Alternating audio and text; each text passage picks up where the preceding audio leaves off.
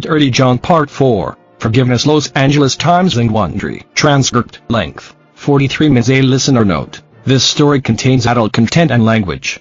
Christopher Goffard, the private detective, instructed Deborah Newell to take certain precautions. She should change hotels every few nights. She should study the crowd when she entered a room. She should look behind her to see if she was being followed, find new places to eat, change her routine, sell her car, get a dark wig to cover her conspicuous blonde hair, ditch her stylish outfits for bland ones, blending. She had more than 300 pages of documents she'd taken from her husband John's home office, and during the frantic weeks of early 2015, she was pouring through them trying to determine the scope of his criminal past. Every line deepened her fear. John was in the hospital, but she feared he might get out any day and come after her, so she followed the private eye's instructions on making herself a difficult target. But one suggestion she didn't follow. One thing she refused to do, that was to arm herself. She hated guns. 31 years earlier, her only sister had been killed by one. From the Los Angeles Times and Wondery, this is Dirty John. I'm Christopher Goffard. Part 4, Forgiveness. Shad Vickers. Right off the bat, we know this guy was a professional. I was scared for myself, I was scared for my aunt, I was scared for my family that, once he got out of the hospital, that he was going to take some physical retaliation for us catching up on him. Christopher, this is Deborah's nephew, Shad Vickers, who helped her hide. Shad studied John's record. To him, it had the look of a man who had managed, again and again, to avoid punishment for his crimes. Shad, you could see how, case dismissed, case dismissed, case dismissed. Probably women just said, forget it. I don't want to deal with it. If I can just get it dismissed. And if we're done. We saw letters from men where he was having sexual conversations through emails with men that were in prison. He was manipulating them. Women, while he was in prison, while he was out of prison. Just a lot of things that my aunt was like, oh my gosh. Once we went through all that, I knew she was never getting back together. Christopher, there was a sickening repetitiveness to the stories about John Meehan.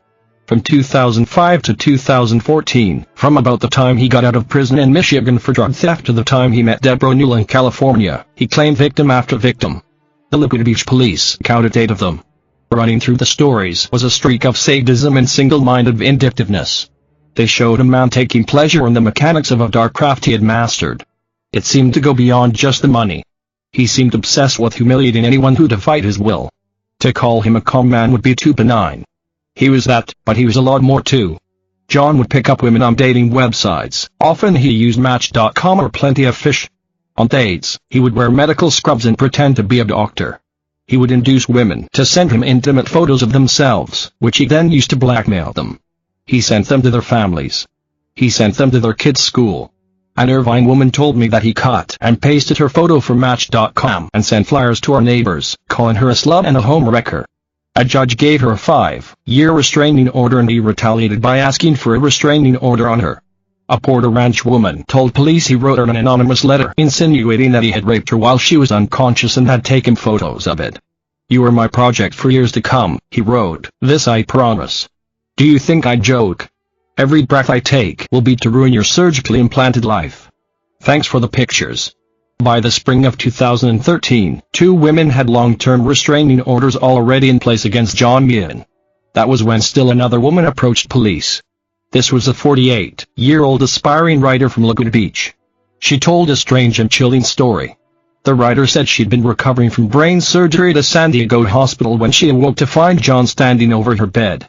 He said he was an anesthesiologist. He was handsome and friendly and gave her his number. Soon, they were dating. He told her he loved her. She told him that her family had millions. He told her to transfer her money into his account to hide it from her estranged husband. When she balked, he sent nude photos of her to her family and claimed she had been stealing from him. "You're in way over your head on this one," he wrote, demanding the money. "Make it happen and I walk away. If not, I will be your nightmare." He went to prison for stalking the writer and being a felon in possession of a firearm. The more Shad learned about his record, the more he felt there was good reason to fear John. Shad: "Yes, but I also knew that my aunt was leaving him. I was finally happy that she was going to be safe and we would figure out how to. I was already prepared that, if I saw him, I'd call 911. If anything happened, I was ready to call the police. My aunt was leaving him, that's all that mattered. So we thought." Christopher: Even as she was trying to process the information about who she'd married, even as she was trying to guard against him, Deborah Newell also felt herself being pulled in another direction. John was sending her text after text, pleading with her. Her lawyer instructed her to change her will. Deborah Newell, because he feels that this man is going to kill me because of the money, to get whatever he could. So they wanted to show him the will and showed him that he is not the beneficiary but my kids are. In the meantime, 23 days go by and he's been stuck in the hospital with his back. He's had a bowel obstruction. I think he's also loving all the drugs because he was addicted to painkillers. So 23 days go by and I just want to look him straight in the face and ask him why he did this. So I went in there and he said that those stories are wrong, that he was set up. He was trying to tell me so many times that he was set up and had to go to jail. Please forgive him. He just knew that I wouldn't understand till he had all the evidence in front of him. Christopher, all a big misunderstanding. Deborah, all a big misunderstanding, and he had an answer for everything, and it was so convincing that I thought, okay. He, literally, had convinced me, at this point, that he is not this person. Christopher, despite all of the paperwork. Deborah, yes. All the facts were right there in front of me, and he is that convincing that I would say that I was also in love with him. It's so hard, when you're in love, to listen. You're listening to your heart, not your head. Christopher, did he bet you to take him back? Deborah, yes. Christopher, what sort of things did he say?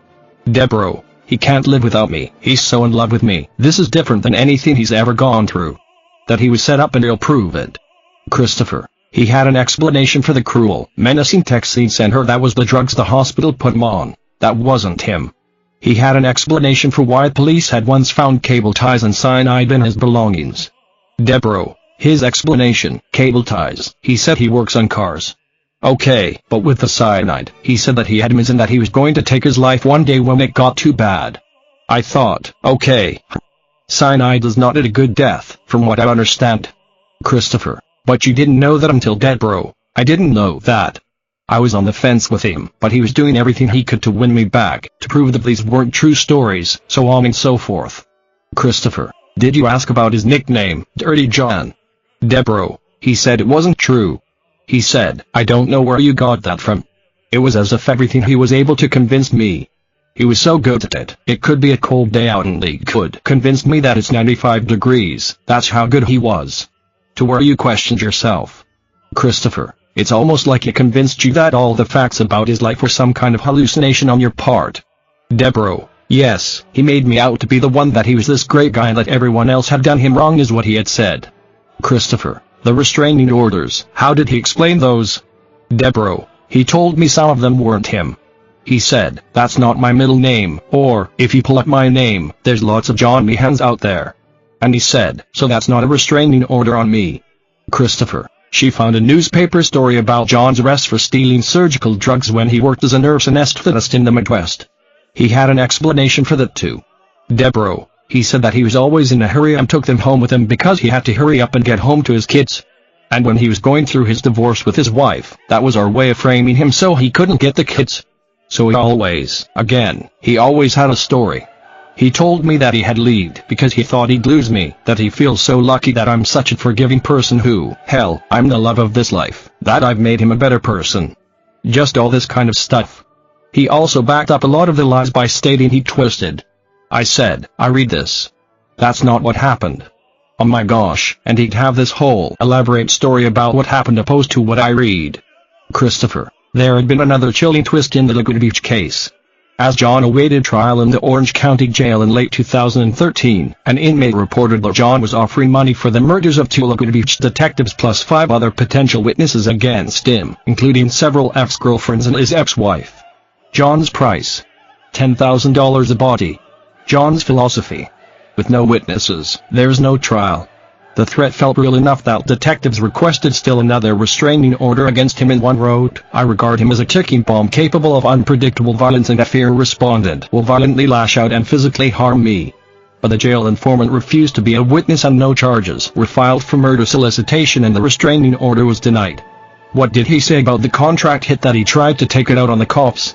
Deborah, he started laughing. He goes, they're going to believe some thug in prison over there just making this up because I never, where would I get $10,000 from at that point? This was after the $900,000 that he said he had, the trust. At this point, I'm thinking, well, okay. Christopher, what about not being a doctor? Deborah, he said that he was like an anesthesiologist. I said, why would you do that? He goes, to make myself look better. I said, but, John, he goes, look at you. You're this high-power businesswoman. I remember his sister told me, later on, that John always wanted to be something great. He even told them he was a doctor and they found out he wasn't a doctor. He always elaborated and made up these stories. I think, unfortunately, that's who he was early on in life. Christopher, so as he's telling this lie, he kind of makes it a point to flatter you. Like, you're so much better than me. Deborah, yeah. Christopher, and did he ever say he had a drug problem? Deborah, no, never. Never caught on that, but there were a lot of pills around that I nearly with his bad back, I didn't think. I remember the first time I was with him, I thought, wow, there's a lot of pills, but then, once I realized he had a really bad back, he has screws and I don't know if he has so many scars on him, so I thought, well, I guess he needs pain pills. And if he's only taken one a day, and if he has MS, I guess he has to take something for that. I didn't really educate myself on what everything exactly was. I feel guilty, to some degree, that I'd married him and that he's in the hospital, but at the same time, I feared Christopher. Explain that to me. Guilty why? Deborah, because I made a commitment. I made a commitment to marriage, better for worse, but at the same time, I'm looking at this man and I have to think about myself and my safety and my kids' safety for that matter. Deborah, she did something that would astonish and horrify her family. She withdrew her request to annul the marriage. She took him back. She didn't tell her family at first. She knew they'd be furious. She didn't tell people at her office, but she began sneaking away to see him and she began quietly looking for another place with him. Their house on Balboa Island was full of bad memories and the plan was to start fresh. They found an apartment near the Irvine Spectrum. Deborah, it took 2 months to move into another place together. So we moved in. There was a caution with me. I kept trying to figure out what were lies, what was the truth. The issue was he treated me so well. It was as if I was the only thing on earth. Christopher, I listened carefully to Deborah's explanation for why she went back to him, but no matter how many ways I asked, no matter how many ways she tried to explain, it remained baffling. This was a woman who ran a prosperous interior design firm with 30 employees, a savvy entrepreneur who traveled around the world and saw her work celebrated in the newspapers. Was this an extreme example of the compartmentalized nature of intelligence, an illustration of how we can be sharp in one area and easily misled in another? I thought of conversations I'd had with some of the other women John had deceived, women of intelligence and achievement. A public relations professional, a gynecologist, and John's ex-wife, Tonya, a nurse anesthetist, who told me it wasn't about how smart you were in the brain. She said, the heart is a different organ. But, in Deborah's case, I kept thinking there had to be more to it. I kept going back to what had happened to Deborah's older sister, Cindy, in 1984, and at what had happened to her killer and what it said about Deborah's family. Arlen Hart, I have spoken all over the United States and even out of the United States because people love to hear, I think, about forgiveness. Christopher, this is Arlene Hart, mother of Cindy and Deborah Newell. Arlen, Cindy was our firstborn. A darling young lady, she turned into a beautiful young lady and she married a wonderful young man named Billy. But one night, she came home from her graduation and flopped on our bed and lifted up her left hand and said, "Look what I got tonight." And I said, "Is that a little friendship ring?" She said, "No, Mama. It's an engagement ring." I said, "Oh dear." She was only 17 at the time. I said, "Honey, when are you planning to get married?" She said, "On my 18th birthday." I said, "Oh, no." Cindy really had a mind of her own. She was very stubborn. Christopher, Billy Vickers managed the supermarket. He and Cindy had 2 boys. Arlen, when they were married, I think it was 14 years, 13 or 14 years, Cindy came to me and she said, "Mom, I'm not happily married." "You were right, I should have waited longer." She said, "He's not the type of person I want to be married to." I said, "What?" Because I thought they got along pretty well. He was fun to be with. She said, "He's very, very possessive. He won't even let me wear a bikini at the beach." I said, "Oh, really?" I didn't even know that, and all this time we are having great times with him at picnics and over at our house at Christmas time and Thanksgiving, and we just had a great family unit. She named several things that I didn't even know what was happening. She said, "I can't even go out in the evening to go shopping or anything because he's afraid a guy will pick me up or something." I can understand, maybe, why he was that way, because she couldn't even step out the door with the guys looking at her and gawking at her. She was just a beauty. But, Mom, she said, is so possessive I can't do anything. Christopher, one day, a professional football player met Cindy in Palm Springs and got her phone number. She was flattered by the attention. Arlen says he would send his limo by to pick her up. The marriage foundered. Arlen, she said, Mom, we're going to get a divorce, and I said, honey, that's terrible, and she said, no, I can't stand living with Billy anymore, and she told me all the things she didn't like about Billy. I loved Billy, I was so anyway, they separated at that time and Billy came and lived with us, with Shad, older boy, he was 11, and Cindy stayed in the house with the younger boy, Shane. Christopher, she says Billy was determined not to lose her. Arlen, he was crying, he said, I don't. Cindy wants me to divorce. She wants to get a divorce and I don't want a divorce. I love her so much. I can't let her go. Cindy called me up and she said, Mom, I'm going to be at the house tomorrow and I want to talk with you. We have not been able to talk and I want to talk to you and tell you the things that are happening. I said, I'd love to have you. She said, I'll come over for lunch. I said, great. I'll fix your special lunch for you. Christopher, Billy Vickers had taken a friend's gun. There was a chrome plate of .25 caliber pistol with a black plastic handle. He met his wife at their house in Garden Grove in Southern California. They were selling the place and there were details to settle. He walked up behind her as she sat at a table writing out checks. Arlen, I was teaching piano at the time, like I'd done all my life. Every half hour, another student would come in. It was a beautiful day and I thought, I get to see Cindy today. We'll have lunch together, it's going to be great. I was really excited. Right about noon, I got up and went in and fixed lunch because she said that she'd be there at 12, but 12 came and she didn't come. 12:30, 1 o'clock. So I put everything back in the refrigerator and continued my day of teaching. 4 o'clock, the doorbell rang and I went to the door. There were 2 policemen standing there and the one on the left said, there's been a shooting, and I thought, oh, no. He's so disturbed over losing Cindy that he shot himself. I said, who's been shot? He said, your daughter has been shot. I said, my daughter?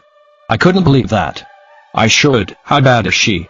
Not expecting this at all, and he said, she's dead, and I looked at him and the other policeman just broke in and said, and Billy shot himself too, and I said, is he dead too? No, he's not dead.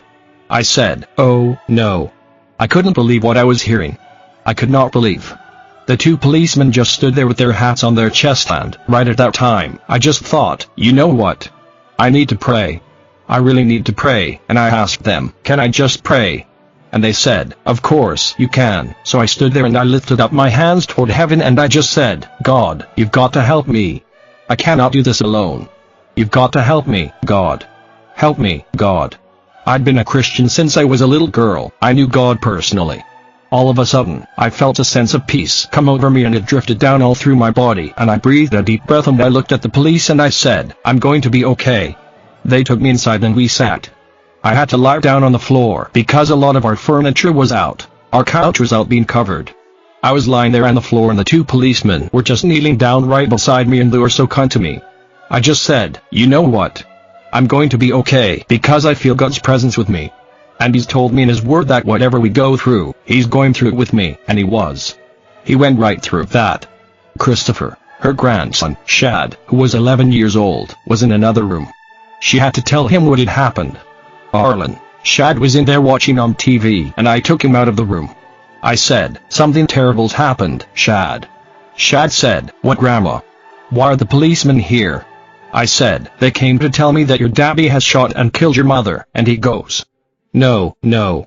I said, that's right, and he also shot himself, but he's not dead, and he said, oh, and you know what? He looked up at me right then and he said, you know, Abraham Lincoln didn't have a mother, and I said, yes, that's right. You're right, Shad, and look what he turned out to be. He said, I know. I can get through this too like you, Grandma. But you know what? I still love Billy and everyone cannot believe that I love Billy. I didn't love him for what he did. I hated what he did, but I still loved Billy and I forgave him. He called the house. He did regain his faculties after about 6 weeks in the hospital, and he called and he wanted to talk to all of us, and so we all got around the phone and he just kept saying, I'm so sorry. I'm so sorry, and I said, Billy, we know that you're sorry, but we still love you. He said, how could you love me? How could you? And I said, God has given it love to us for you. We love you and we forgive you, and he just sobbed and cried. Christopher, I went to the courthouse in Santa Ana to dig up what's left of the official record of the case. It's been 33 years and most of the file is long since destroyed, including the exhibits, but I found a transcript of the preliminary hearing on April 26, 1984, in the case of People vs. Billy Franklin Vickers. Vickers was charged with murder in the first degree. A witness named Carol Plenkin, one of Vickers' friends, testifies that Billy came to her house to borrow her husband's gun about 2 weeks before the shooting. Vickers said he wanted to take it to the shooting range and that her husband said it was okay. She gave it to him and joked, "Don't hold up a liquor store." Plenkin's husband, Bill, testifies that he never gave Vickers permission to take the gun. He says he worried Vickers would harm himself. He called Vickers repeatedly and asked to have it back, and Vickers replied, "I don't have it anymore. I got rid of it." An emergency dispatcher testifies that, at 3:08 p.m. on March 8, 1984, a man calls and says, "I shot myself." A paramedic says that he stepped into the house and found Cindy Vickers slumped in a chair with her husband bleeding from his self-inflicted wound on the kitchen floor. A medical examiner testifies that Cindy Ruth Vickers died of a single gunshot wound to the back of the neck. The black powder around the hole showed the gun had been in direct contact with the skin. I found the defense attorney who represented Bill Vickers. His name is James Riddick. He knew the facts were backed for his client, who was looking at the possibility of life in prison. Riddick told me that he was sitting in his office one day when we received a phone call that astonished him. It was Arlen, the victim's mother. She was offering to aid in the defense of her daughter's killer. She didn't believe he could have done it if he'd been in his right mind. Arlen, I was on the witness stand for 5 hours and he kept saying, "Christopher, the district attorney." Arlen, yeah. He kept saying, "You mean that you like Billy?" I said, "I not only like Billy, I love Billy. I knew him before, I know him now. I hated what he did, I hated absolutely. He killed our daughter, but I still love Billy." And that guy just shook his head and stomped at, and he said, "I cannot believe what you're saying." The whole jury had tears in their eyes, they were crying. Christopher, I talked to the former prosecutor she's referring to, Thomas Abdeef, who took the case to trial in January 1985. He says it looked to him like a cold-blooded execution, but that wasn't what made it singular in his experience. It was the victim's family. He says Cindy Vickers' family threw her away. As he interpreted it, the gist of the mother's testimony, and that of other family members whose names he doesn't recall, was that Cindy had mistreated her husband, and he says he has no doubt that testimony influenced the result. They threw her under the bus, he tells me. I don't know the dynamics of the family. I could never understand that. Why say bad things about the victim? The defense attorney put on psychologists to make the case that Vickers hadn't been in his right mind, that he'd been in a state of temporary unconsciousness. This seemed to sway the jurors as well. During deliberations, they sent a note asking to be read the legal definition of consciousness versus unconsciousness. The jury found Vickers not guilty of murder, but it couldn't agree to the lesser charge of voluntary manslaughter. The judge declared a mistrial on February 1, 1985. Abdeef says he planned to retry the case when Vickers agreed to plead guilty to voluntary manslaughter. Billy Vickers wrote on the plea form, on March 8, 1984, in the county of Orange, "I shot and killed my wife, Cindy Vickers." In exchange, he got a 5-year sentence. Arlen credits her own testimony for Billy's short prison term. He got credit for time served, credit for good behavior, and he was out before Christmas 1986. The consequence of forgiveness was this. Bill Franklin Vickers spent 2 years 9 months and 9 days in lockup for shooting his wife in the head. Deborah disagrees with the prosecutor's interpretation of her mom's testimony. Deborah says her parents taught her to see the good in people always. They made it a point to take in troubled kids and give them another chance. They believed that none of God's children was irredeemable and enough love could work wonders. Billy Vickers remarried and returned to Orange County, not far from where he did the shooting. He's still in the area. I tried to get him to talk to me, but he didn't return my messages. For years, Deborah would see him in the bleachers at her nephew's football games and the family functions, and people were careful not to bring up Cindy. One of our nephews had a birthday party a few years back and there was Billy and she had to leave. Now and then, she'd run into him at the church she attended, Mariners. She'd say hello, she'd try to be polite, but she didn't want to be around him. Deborah says that forgiving him brought her mother peace, but that she was never able to do it herself. You were raised, though, in a culture of extreme forgiveness. Deborah, yes. Christopher, I've never seen I'd covered a lot of criminal cases, and I don't think I've seen a lot of cases where the mother testifies on behalf of the guy who's killed her daughter. Deborah, the way I view it is my parents were raised and their whole life was being a Christ-like Christian. And in their roles in the church, being the example, I think that was the only way that they knew how to be. I went to a psychologist over it because I wasn't quite having that instant forgiveness, and I was talking to the psychologist and he said, what's happening is they're on cloud 9 and they have this forgiveness, they believe all this. You're trying to be down here and deal with life, and the realization of what's happened isn't as easy for you to accept and forgive. Christopher, I guess what I'm trying to understand is, did your feeling that people need to be forgiven because that's the Christian thing to do, did that play into your decision to take John back? Deborah, I don't know. I think that I fell in love and was willing to believe what he was telling me. Wanted to believe what he was telling me, I guess. I'll never understand it why, but I always do see the great in, I think, everyone. Christopher, I have to be frank with you, this is the part of the story that's hardest to explain. Deborah, I bet.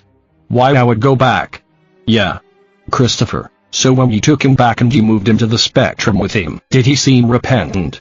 Deborah, extremely. He was going to church with me, he would cry in church. He literally did just about anything that I wanted to do. Went to this Christian concert with me, asked me for forgiveness. We started going to pre-chapel, but we started going there and we really liked it. Christopher, he would weep in church during the sermon. Deborah, yeah. Christopher, what did you make of that? Deborah, well, of course, I thought, that's wonderful. Christopher, you thought he was feeling God and feeling repentance? Deborah, yeah. Christopher, were there certain messages that induced tears? Deborah, a Father's Day one. He cried on Father's Day. It was a hard day for him, said he missed his kids every single day and he thinks about them every single day. Christopher, this was part of John's master narrative of his life in which he was the perpetual victim. His ex-wife, who'd found surgical drugs in their home and called police, had rounded him. His ex-wife had deprived him of his daughters. John was back from the hospital, 20 pounds lighter. He was lifting weights, chugging protein shakes, frustrated at the slow pace of rebuilding his big frame. He would keep falling sick and need to go to the ER, maybe to get drugs, Deborah thought. Tara Newell told me that when her mom took her to lunch that summer, the summer of 2015, Mom seemed distracted, preoccupied by her smartphone. Someone kept texting her and Tara had a strong suspicion who it was. Are you still seeing him? She asked. Yes, they had been living together again since June. Deborah's family was furious when they found out that she'd gone back. They were in disbelief. Even her mother had trouble understanding. Arlen, I didn't have anything to do with him because it was just wrecking the family. It totally wrecked the family for many months. The family was just torn apart. We didn't get together because of that, and everyone was talking about, why is Debbie staying with this guy? I kept praying, God, I don't want to lose another daughter. Not another one. I'd just say, God, help. I didn't know how to pray. Whatever God needed to do, I just wanted that man out of our lives. I was nervous the whole time. Christopher, because of John's presence in her life, Deborah's children were pulling away from her, in some cases, not letting her see her grandkids. Shad, the 11-year-old boy who lost his mother to his father's bullet, was now in his early 40s and estranged from the aunt he had long treasured as a second mother. Shad. For months and months, we wouldn't talk to her. Nobody. I thought about that every day, about killing my aunt. I was protecting myself. I was staying. As long as I wasn't talking to my aunt, I wasn't getting texts or emails from John. So long I completely, if I'd ever had any type of conversation with her, unfortunately, she would tell him and then he found me any way possible. He would text me. I'd block him from his cell phone, I blocked him from my aunt's cell phone, I blocked my aunt's cell phone, I blocked him from email, I blocked my aunt's email. Facebook, I got off Facebook, I got off Instagram, I got off every social media possible. He still found me. He still got other phones if I did have any contact with my aunt. But then when I said, okay, Debbie, I'm done. No more. If you're going to continue with this guy, you'll never have any contact with me or my kids, and then it was better. Christopher, Deborah says the estrangement from her kids and grandkids was breaking her heart. John told her he needed her. He had multiple sclerosis, after all. She wouldn't abandon him to his illness, would she? It sounds like he knew exactly what part of you to appeal to. Deborah, always, yeah. He had a way of convincing me. I don't know if I truly believed him or just wanted to believe him. And again, halfway in the marriage, I realized that he's not going to be that as easy to leave. On the next episode of Dirty John, John Dzialo, I couldn't tell you what color his eyes were, but I can tell you that, as I sat across the table from him that day, they were as black as coal. It's the kind of thing where you look at somebody and you swear you can literally hear the seething cauldron that's inside their brain. That's when I started looking at this guy thinking, oh my god, he is an odd case. This is a dangerous man. Christopher, our next episode will be available in 2 days. In the meantime, if you like what you heard, do tell your friends about our show. It's available at liketems.com, Wondery.com, and every major podcast player, including Apple Podcasts, Stitcher, NPR One, TuneIn, iHeartRadio, and Spotify. Dirty John is reported and written by me, your host, Christopher Goffard, for the Los Angeles Times. Karen Lowe is our producer and editor. Audio designed by Jeff Schmidt. Executive producers, Jeffrey Glazer and Hernan Lopez for Wondery. Over the course of this production, our Law Times team has included Shelby graduates, Steve Clow, Robert Meeks, and Devin Maharaj. You can read the story at liketems.com. We're putting up installments as these episodes air.